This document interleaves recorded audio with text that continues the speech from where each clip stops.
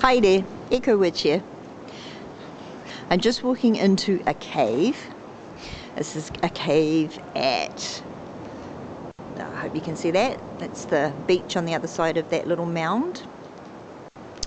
And I'm just reading a book on the sacredness of water and healing Gaia. So we thought we would come to the sea and collect some seawater after the storms and the floods of the last week. I got some snow water and learning about which crystals to put in water and which not to. So I'm just going, this is my phone, so we can see down, and there's a bit of like a little room in the caverns and stuff. I don't think there's anything exciting and it's quite dark. So this is one room per se in the little cave. So that's the cave part, and then I think if we go around the corner, I think there's another little alcove. It smells like someone has burnt lots of things in here and the sand's very, very wet. So I'm not sure what's around here. I think that's quite dark. It's a fire pit. Yeah, there's not much I can see in there. I'm sorry, I didn't bring anything else to show you. So it's the top of the cave. Anyway, so as I walk along here, it's very interesting being in a cave. Not quite sure how exciting it is for you, but I like it. Anyway, I haven't done my make a video every month as I've been busy with work with my few jobs and my long project thesis aspect. I'm a terrible person. And on Tuesday it's Imbolc. If you're going to use the Julian calendar, it would be Imbolc.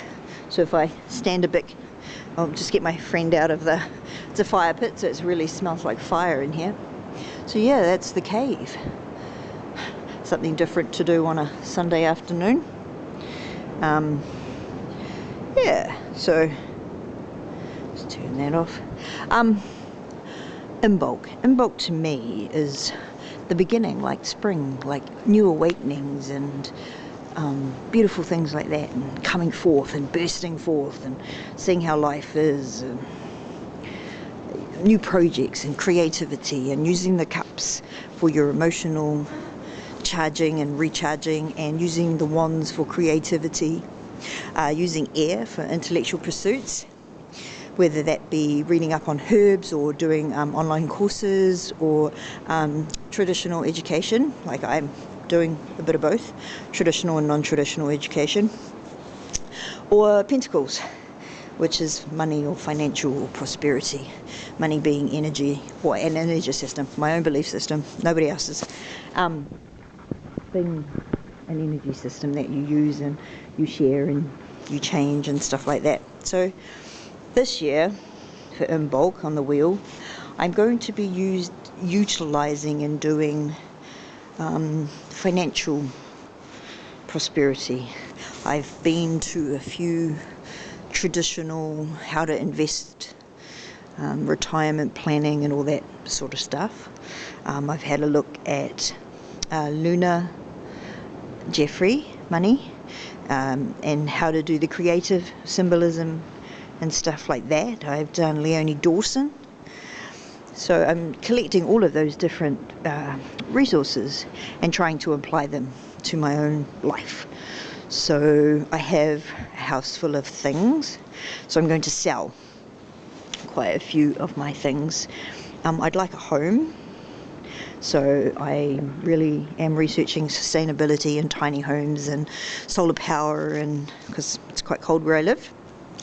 I've got a few courses to do this year, which cost quite a lot of money, but that's to go the way of Leonie Dawson and doing soul magic. So, you know, Etsy stores, Facebook groups, trying to be a bit more social because I'm a real introvert. My little friend's over there, so I'll just put you down while I show you the outside of the cave. The sacredness of water. I think next year I might do elemental magic, not necessarily knowing how or why, but I thought maybe if I learnt a little bit more of the different elements, maybe they'd be easier to control for me, like water elements, emotion, the cups and the tarot cards, the fluidity of people, the fluidity of how I interact with people, the energy, the sacredness of all the different waters. I'm collecting seawater, snow water, river water. I'm going overseas, so I've got a couple of vials to bring back with me, and that'll be monsoon water, all the in different climates. Crystal gem water. I really enjoy drinking gem water, but some of those gem bottles are beyond me, beyond my budget skill set at the moment, and having to justify spending that much money because it costs quite a lot to send it back down here. And I am travelling overseas quite a lot this year, which is quite a big substantial chunk of money. Both of them are for work, but in two different levels of work. So one is for presenting at a conference of Indigenous peoples, and the other one is for Reiki, raw vegan chefing, and other things that my soul wants to do. So having to justify and clear that up. So I really wanted to do the element of water first, but I also wanted to do financial literacy. Not necessarily being astute, but being thrifty and frugal, and packing my lunch every day and investing some of my money into other things. Wanting to buy a expensive crystal that costs a lot of money, and just things like that. So I might have to do the earth element first. It depends how good the water element is. While I'm away, I'm trying to collect some sand from the beaches and from the desert, and put those in my little vials. I should have finished with my traditional education next year and be qualified, hopefully. But I'm also applying for positions that have nothing to do with what I trained for. But yeah, I thought I would come on in, say hello, see if anybody's out there. It's not like I've got a large following. Probably don't have anyone listening to this, but it's a good outlet for me to explain to myself what I'm doing in my own craft, and how I'm evolving as a person, as a woman, and what happens when you've read all the books and you're up to a certain level, and what do you do next, So do you do Reiki? Do you do massage? Do you do tarot? Do you do runes? I don't buy things like other people buy things. I just don't like half of the things that I see that most witches are supposed to have.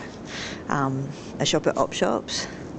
I do buy tarot, and I do buy oracle cards, and I'm only learning the oracle cards, even though I've got maybe two or three decks, and I'm using them differently, and I'm not sure how they work compared to tarot.